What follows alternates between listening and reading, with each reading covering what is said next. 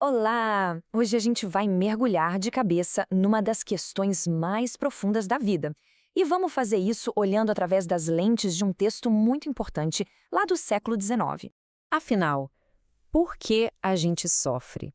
Por que existe tanta dor, tanta injustiça num mundo que, para muitos, foi criado por uma inteligência superior e boa? Essa é uma pergunta que acompanha a humanidade desde sempre. E para tentar entender uma resposta bem específica para essa pergunta, a gente vai seguir um roteiro, um caminho em 5 partes que vai guiar nosso raciocínio.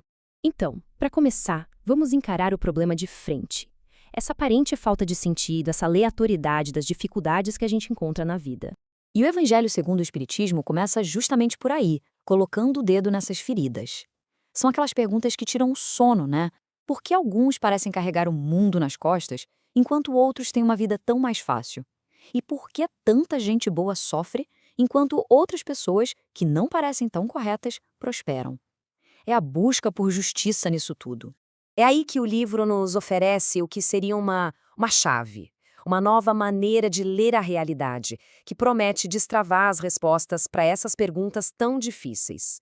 E essa nova perspectiva foi toda organizada ou codificada por Allan Kardec. O interessante é que ele apresentou o Espiritismo não como mais uma religião com dogmas fechados, mas como algo diferente. Uma filosofia com consequências morais, mas que busca uma base na ciência, na investigação. Pensa assim, é como se fosse uma ciência da alma.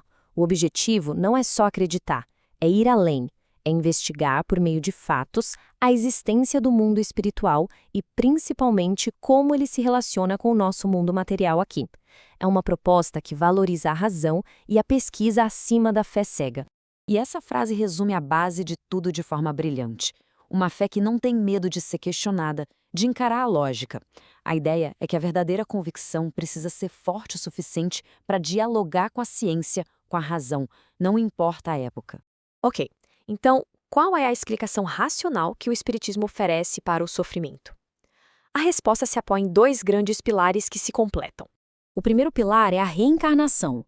A gente pode imaginar que a nossa jornada espiritual é como uma grande escola, e cada vida na Terra é um ano letivo. A gente está aqui para aprender, para evoluir, passando de ano, semestre por semestre, vida após vida. O segundo pilar é a lei universal de causa e efeito, ou seja, nada acontece por acaso. Nossas dores e também nossas alegrias não são aleatórias. Elas são consequências das nossas próprias escolhas e ações, sejam elas dessa vida mesmo ou de outras vidas que já tivemos. É a ideia de que a gente sempre colhe aquilo que planta. E essas consequências se apresentam de duas maneiras, como expiações ou como provas. A expiação é como quitar uma dívida, é o resultado direto de um erro do passado que precisa ser corrigido. Já a prova é diferente, é um desafio, uma tarefa que o nosso próprio espírito escolheu antes de nascer, justamente para acelerar o aprendizado e o crescimento. Uma é correção, a outra é um desafio para evoluir. E aqui, gente, está talvez a virada de chave mais profunda de todas. Nessa visão, o sofrimento não é um castigo para nos punir. Muito pelo contrário. Ele é visto como um remédio amargo, mas necessário. Um remédio que limpa as feridas da alma, que nos cura e nos fortalece. É uma ferramenta de progresso, não de punição. Bom, se a vida é essa grande escola, qual é a matéria principal? Qual é a lição mais importante que, no fim das contas, a gente veio aprender?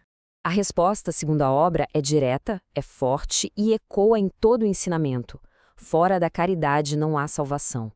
E isso não é só um conselho, é o princípio central que orienta toda a moralidade que é proposta.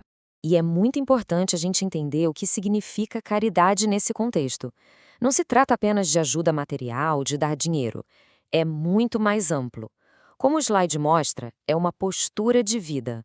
Ter boa vontade com todo mundo, ter paciência com as falhas dos outros e, talvez o mais difícil, perdoar de verdade quem nos ofendeu. É uma caridade que vem da alma. Com essa base moral bem clara, vamos ver agora como todos esses conceitos se unem para cumprir a grande promessa final dessa filosofia. A promessa é a seguinte: que esse entendimento profundo da vida, essa chave para o enigma do sofrimento, seria, na verdade, o Consolador prometido que Jesus mencionou lá nos Evangelhos. E como é que isso consola na prática?